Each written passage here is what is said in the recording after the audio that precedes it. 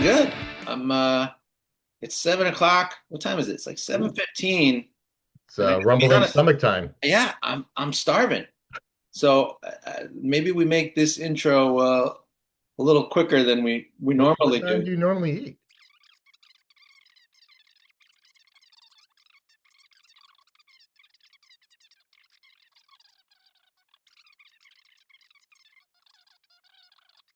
Are you hungry for a good conversation? Oh, that's a good one. I Right. am. I am very hungry for a good conversation, and this is a great topic to discuss with our next guest, which is Jeanne Muchnick. I hope I'm pronouncing that right. Yep. Um, who's a writer for LoHud and USA Today. Really excited to talk to her about restaurants and her experience, writing about some of these places Well, in our area. So, nice. Andrew, thanks for that little taste of our conversation.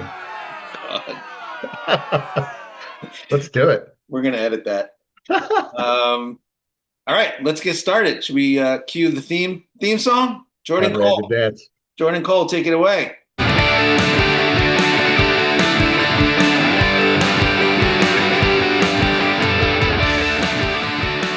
Okay, welcome to our viewers. We are back with New Row Now podcast.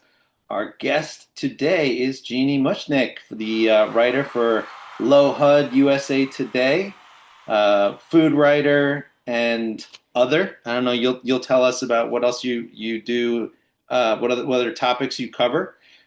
So welcome to the podcast. Welcome. And New Rochelle is in the news. It's very timely that you're with us today. Tell us a little bit about the news that you broke yesterday. Yeah, New Rochelle is in the news. Every year, as part of the USA Today network, all the food writers across the country um, do a roundup of their favorite restaurants, the best restaurants of the year. So the list is 39 restaurants from South Dakota to South Carolina. And New Rochelle, Pizzeria La Rosa, is on the map, was selected by me. It's only one of two in New York. The other selections in Rochester. So it's a pretty big deal in general for a restaurant to be given this kudos that go in USA Today and on all of that story goes on all of our sites across 39 networks, and brings attention to your area and to this restaurant in particular. That's amazing. Nice. Congrats to Pizzeria La Rosa. What was it about that restaurant that got them onto that list? I mean, there's a lot of things. And honestly, I will say it's really hard to choose. There are so many great restaurants in Westchester. It's also why I have a separate story on 11 restaurants I wish could have made the list, Hmm. because there are so many great ones and it is hard to select one. But this place is just so unassuming.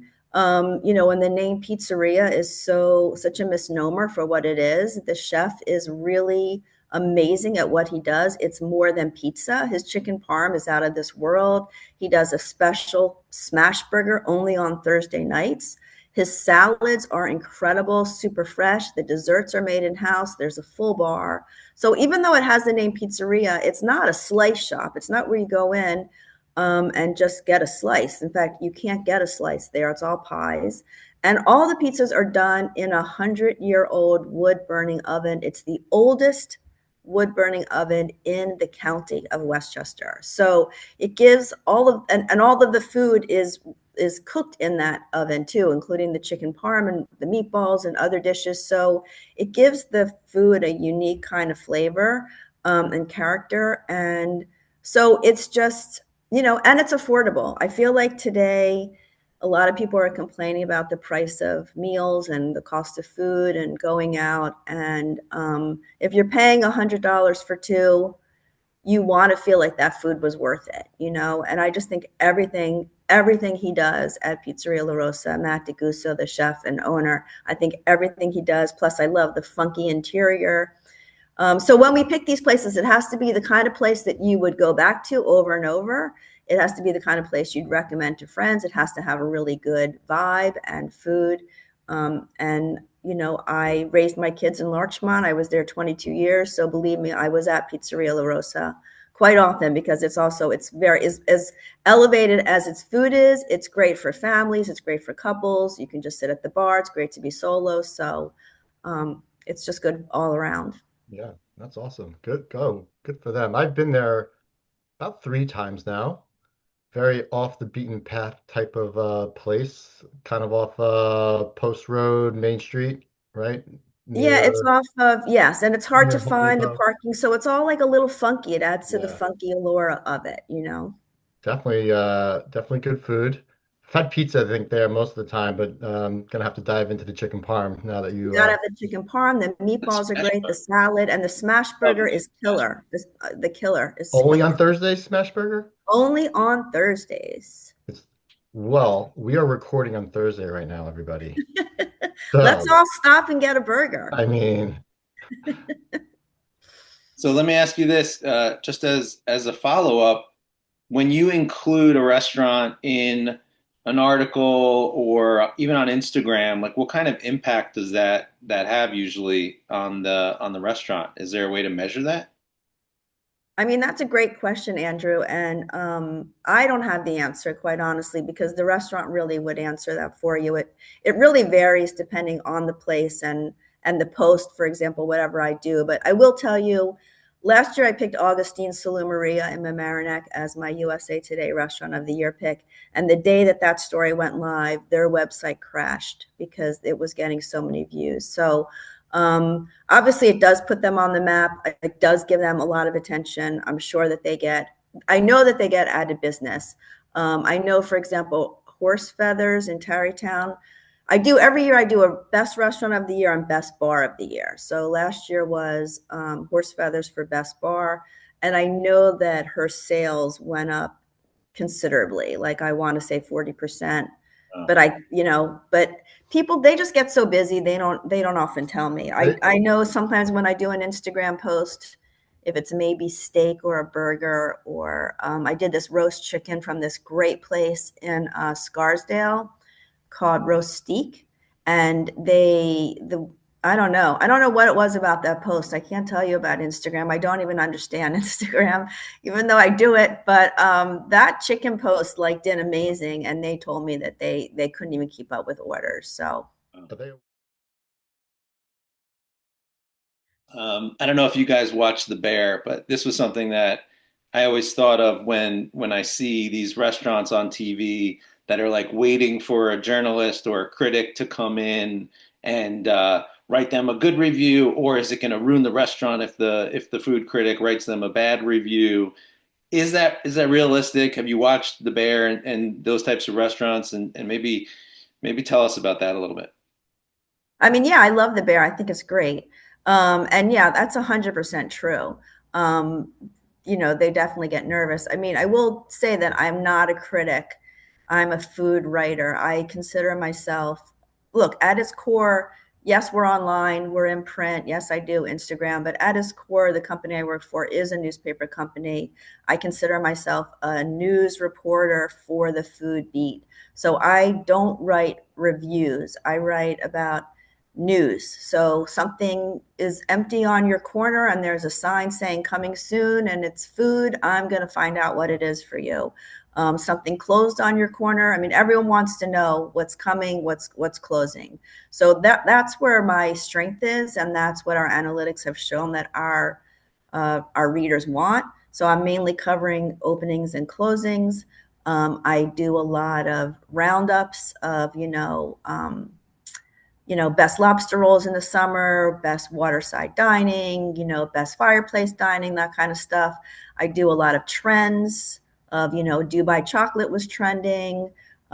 So I do trend stories and I do these, so now more and more I am, I guess, adding my opinion more if I'm picking a restaurant of the year and a bar of the year and all of that. But it's based on facts. Do you know what I mean? It's based on years of reporting and expertise. And I've been the food writer for LoHud for 8 years, and I've lived in the area like 20, I don't know, more than 25 years. So I know my way around and I know the restaurant scene. So I don't know if that answers your question. Yes, I think that they get nervous when I come in because they know I'm usually going to Instagram and they think that I'm a critic and they think I'm going to whatever, but I don't.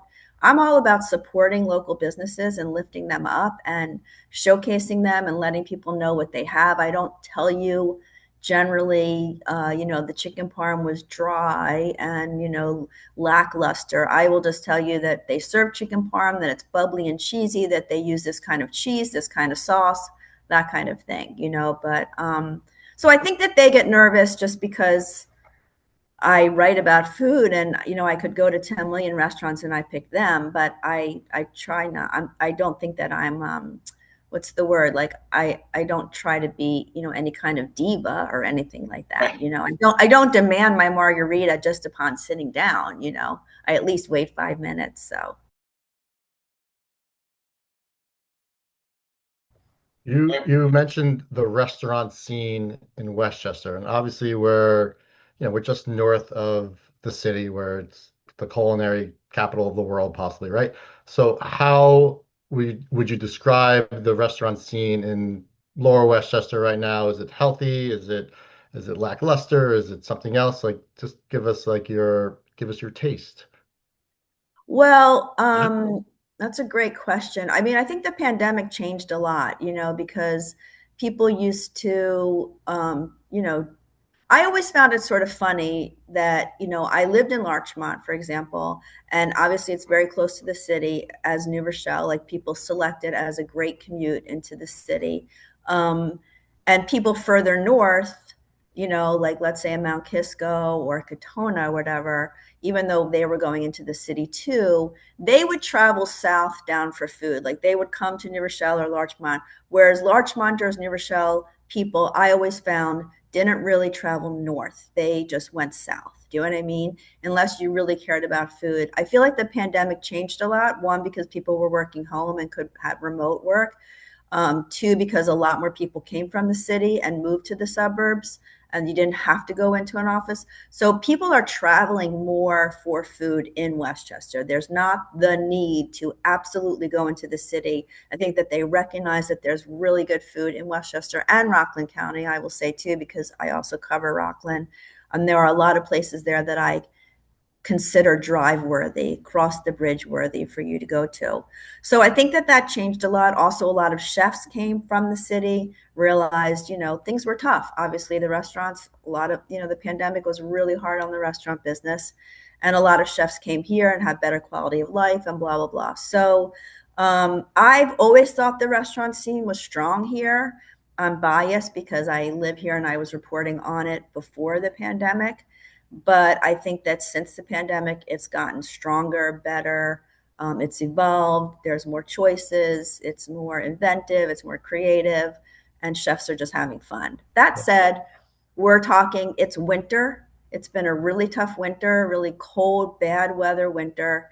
And restaurants are suffering because people are hibernating. They don't want to go out. Yes, your place will be busy or Friday on Saturday night, but it's pretty empty Monday, Tuesday, Wednesday.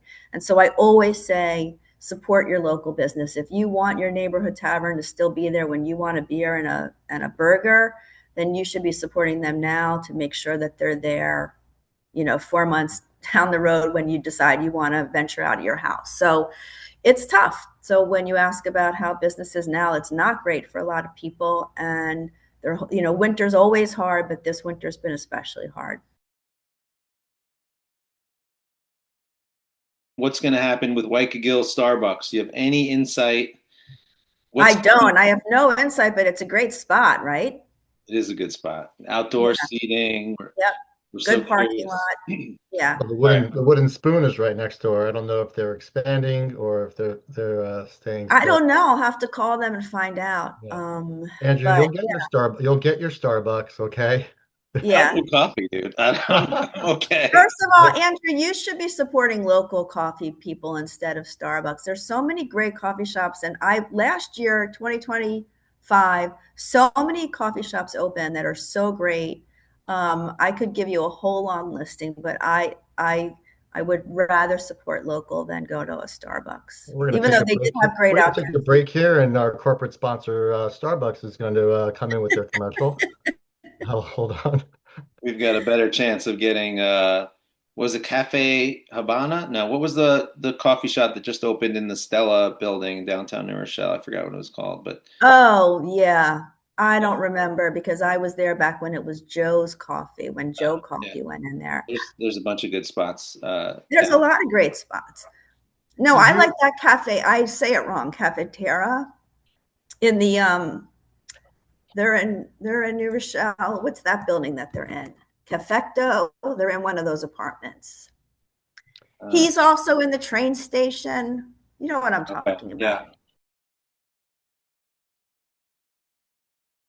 you think or know, is there like a hotspot town, city, location where there's like more than one option? Um, People, it's kind of like maybe a little bit of a scene, um, like a strip of restaurants in a row, like something like that, where like it's kind of lively, let's say on a Friday or Saturday night. And I'm not talking about like Mamaroneck Avenue and White Plains, but like restaurant scene, kind of like people are talking about it, or is it just still spread out in pockets? No, I mean there's some amazing restaurant towns. Like Rye is a restaurant town. Purchase Street alone has like 4 restaurants, tons of coffee shops, really fun vibe, really cool. Like if you can't get into one, you can get into another. Tarrytown, great restaurants walking up and down that strip. Another one's coming. Um, um, I mean, Irvington's sleepy, but it's all about restaurants. And actually, it's mostly Italian, but there is also Indian. But Irvington um, is a great place. Do you ever do, Jeannie, do you ever do the taste of the river towns? Is that what it's called? I did it like 1 or 2 years. You get on the Oh, trolley, the trolley, yeah, yeah, it's you great. go to The all river these towns are restaurants. great. Yeah, I love the river towns. We should do that in New Rochelle to go like North End, South End, and people can buy a ticket. So the way that the River Towns one works is you buy a ticket and you get a map to all these different restaurants that are participating, and you just get a taste of whatever the restaurant wants to give out. You know, it might be meatballs at one place and a beverage at another place, and you know, a piece of steak at another place, whatever it is. It was so cool, and we got to experience like 3 different river towns and some of the food. I feel like that'd be a good thing for like New Rochelle, Larchmont, Scarsdale. I don't know, something like It that. was. Say near you, Pelham has great restaurants. All these towns, Bronxville, so many places are coming in. So it's sort of like to the point of, asking about the restaurant scene. There's more restaurants like continually seemingly opening. Yes, some are closing, but each one that opens adds like a whole new element and vibe and funkiness. Scarsdale has amazing restaurants. I don't know. It's really hard to think of places that don't. Pleasantville is like should be number one. That strip is like rocking it. I mean, there are so many great restaurants in Pleasantville and Mount Kisco. So that's what I'm saying. Once I start thinking about them and in my head of where to walk, Mount Kisco has 2 great places that are also going to be coming there soon. So there's just a lot going on in general. I mean, New Rochelle has great. I love so many places in New Rochelle. I love Maria in New Rochelle. I love that Durian Thai in New Rochelle, the original ones in Larchmont. I love that new place Juicy in downtown. It's like healthy food with a Latin bend, owned by 2 sisters. They do like tartines and healthy salads and avocado toast um, and yeah, everyone loves Dubrovnik. That was a trendsetter when they opened, and they're still going strong. I mean, that's the thing. There's so many great new places, but there's also a lot of great old places, that don't always get the love. Oh, Mona is coming to New Rochelle. That's from the Shirley's India people on Leroy Place. That's coming soon. And that's going to be kind of fine dining Indian, which I think will be really nice. Okay, that's good info. And then this place, Clemma, is coming to Larchmont, where Vintage 1891 was, by the chef from MP Taverna in Oh yeah. Irvington, and that's going to be very fish forward, Mediterranean, cool, fun vibe, and that's opening soon. That's right on the Post Road. So, Is that I was different from MP Taverna? I saw something that said MP Taverna is opening in Larchmont, but it's yes, there it was. That probably was me because I wasn't given information, and okay. all I knew was that the chef from MP Taverna was opening in Larchmont. The name was just recently revealed. Got it. Then there was no name before, so some of us assumed it was called that, but it's Klema, and I could be saying it wrong. Klema. It's a Greek term. But yeah, that is definitely coming. It's the chef from MP Taverna coming to Larchmont soon. It's going to be a fun spot. if you had one choice to go out to dinner in Lower Westchester, where are you going? I can't even answer that because it Two depends on my choices? mood. It depends on my mood and like what I want. Do you know what All I right. mean? Do I Casual, let's say casual with just a friend, and it's a random weekday night, and you just want good food, good service, no pressure, casual atmosphere. What's your spot? Well, I mean, right now I'm loving La Kitara in Bronxville. Um, he's just a it's so it's like a slice of Italy. You walk in, it's a pasta shop in the front, and then you walk through, and it's like a wine bar. It's a very intimate spot. The wines are excellent. His prices are really fair. The owner was a sommelier with Gramercy Tavern and Italy, and so I really like the vibe there. But I also really like La Maison, which just opened also in Bronxville, French restaurant by the same owner of La Casa Purchase and La Casa Bronxville. And I love both of those places too. I would choose those. I love Nova Pizza in Larchmont next to Encore, which I also love Encore. This Encore is just such a classic French bistro, and Nova is just I just really, I think the pizzas are good. The salads, like they source really well, again from Italy. I think it has a fun vibe. I always will love Maria New Rochelle. I love the chef there. I love the Shout out fact to that Gio. yeah, I mean the fact that it's named after his mother, that he's inspired by that, but he's so creative. I mean that there's sort of Asian dishes on his menu, and just you know he's built up his whole mocktail program, and he's just always doing something new and fun, and obviously you got to love Pops Express, his other place. Yeah. But those are the places I would pick, I think, mainly right now. Also, I'm going to give a shout out to Brasserie Le Steak in Larchmont. It's on the other side of Larchmont. um, it's just a really good like French American restaurant that it's not fancy. It doesn't like go crazy on its Instagram or whatever, but it's just solidly good. I just think Larchmont has great places, plus Heritage 147, and there's going to be some changes coming at Tequila Sunrise. So stay tuned for that. Andrew, we're giving out so many plugs I here. We're know, going to right? not pay you for a meal. I mean, I, right. Well, we are going to get so many meals. I got good service from Brasserie La Steak on New Year's Eve. We go there pretty frequently, and the owner is super nice and just very family atmosphere. I think his son works there too. Sometimes just really great service and great food. But yeah, we're gonna have to start getting some of these guys as advertisers. You know. Yeah, well, I'm glad that you like it there because I think that it's one of those sort of underrated gems. So, I have a What do you got? question from the home office here. My wife and my youngest daughter have celiac, so gluten-free. oh my God, Yeah. I'm so So excited. I yeah, have places for you. not yeah, excited. Excited Okay. to hear if you have some suggestions for those who prefer to eat gluten-free or and not just them, like if there's any other food allergy places that would cater to dairy-free, nut-free, et cetera. Like, is there talk about that in our area that diners can go to and feel safe and confident in the service. That they won't walk away sick. Right. Well, why would you like not say I would be excited? I'm thrilled to be able to inform you about new places to go, and especially I'm for that. excited to hear, and my the celiac arm of my family side of it will be excited to hear. Okay.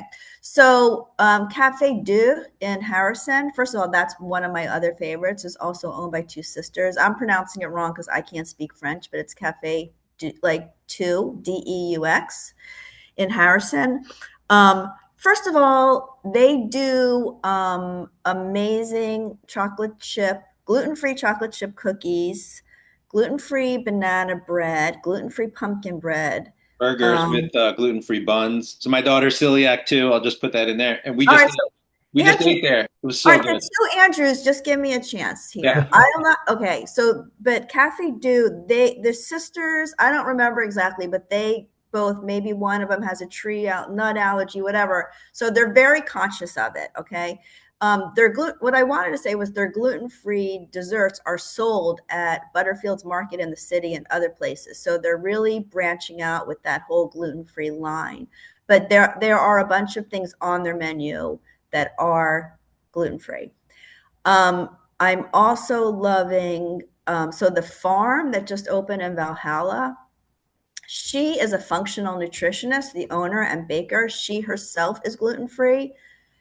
She just has her soft opening menu now, but I think her larger menu, her full menu is rolling out shortly. But literally, it's not a dinner place like Cafe Do. It's breakfast and lunch, but and brunch. But she's doing bacon, egg, and cheese on a bagel. She does sandwiches on a bagel. She has amazing desserts too. Like she's corn muffins. She's got like an almond cake. But she is doing a lot gluten free, and she'll be doing more gluten free. That place, Wildcraft Baking in Irvington, he sells a lot. He's 100% gluten-free bakery, 100%. Because all these other places, you have to ask the question because I don't go deep on cross-contamination and what you need to know and blah, blah, blah, blah, blah. But so you can ask the owners, but I do know that they provide gluten-free. But Wildcraft Baking is 100% gluten-free. And he does wholesale and he supplies, for example, his hamburger rolls to Red Hat on the River in Irvington. So like if you want a burger, your mom, your wife, or your daughter want a burger at Red Hat, you 100% can get a Yeah. burger there. They might do other things that are gluten free, but Wildcraft, a lot of people don't know this about them. They're a bakery, but they do a gluten free pizza that I think is one of the best gluten free pizzas I've ever had on Wednesdays. You can go and get it. You could just go get it, bring it home, and eat it. And they do a lot of other things. First of all, you know about Popohito in Oh, Scarsdale, Yeah. right? Of course. we're there twice a month. We're ordering. Okay. But the other place that does gluten free is the Tasty Table in Ossining. I love her stuff. She does great stuff. It's mainly breakfast and brunch and lunch, but she does dinner on weekends. Oh, I just want to go back to the farm for 1 second because I was there yesterday and I had their lemon ricotta gluten-free pancakes that I thought were one of the best gluten-free pancakes I've ever had. I'm So gonna have to watch this episode and really take notes here. yeah. I can email you later because I'm not gonna be able to think of all that, but there are a bunch of places. Oh, Papa's Greek Kitchen, I love them. They're in Yorktown Heights. They do a lot gluten free, and they're the only place that I have found. They're a Greek, authentically Greek restaurant. They do an amazing Greek pita bread. So you can go there for dinner and you can get gluten free pita bread because I think it's really hard to find gluten free pita bread. Um, Plus, they have, everything else that's so. I think more and more places are doing it. Right. I'm sure you've been to, by the way, Bakery, of Yeah. course, Yeah. and Red Barn Bakery in Irvington. She does a lot gluten free. I haven't done that one. Where Oh, my you haven't been to Red Barn? Mhm. Red Barn Bakery is amazing. It's also local, organic. She's very into local organic. Her things are her products are like works of art. But she also does a lot of vegan too, and she does gluten free. So you can just be in Irvington, you can just be in the river towns and get like Yeah, half of your stuff.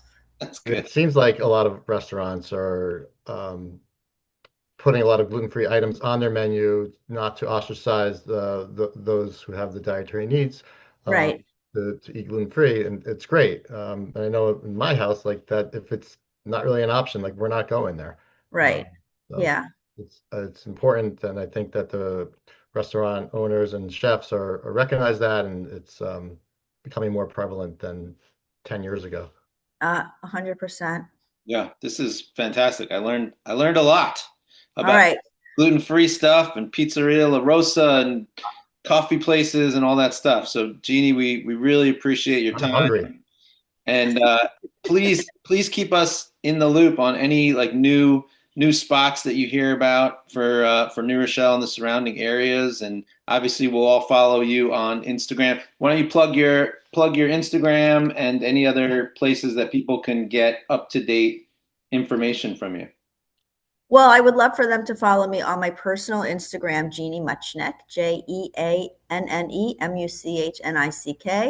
and also at LoHud_food, and to be a subscriber to LoHud Food, because if people do not support local media, we will not exist. It's dire times, people. Seriously. It's not that much money. I get really tired. I have a hard time. It's upsetting for me. Most of my stories are behind the paywall, and I can't put really good stories on Facebook posts. People get really upset, which I get because it's behind the paywall. But seriously, you can't afford $20, like whatever, to support local journalism. It's just, that's what I think people should do. Good info. Grable, any parting words? I guess we have to go get some pizza downtown in New All right. Well, Rochelle we have coming to up. go to Pizzeria La Rosa Yeah, and like, all do celebrate and that. whatever. And but okay, but well, Andrew, both Andrews now. I have to go back on my word here because I don't think Pizzeria La Rosa has gluten-free options. We're okay with that. I'm okay with that, They and have Grable's okay with that. We just They, can't they go have with our yeah, families. not they have pizza. salad for Yes, they have salad, yes. but that might not be My enough. wife, And we have gone there. She's pleased. We go back. There's something for the gluten-free uh, people who want to eat in a fine restaurant or fun restaurant, a vibrant restaurant. We'll cut that part It's not out. fine dining. All right, Edit. edit. Jeannie, thank you so much for your time, and I'm gonna pause recording there. Thank you.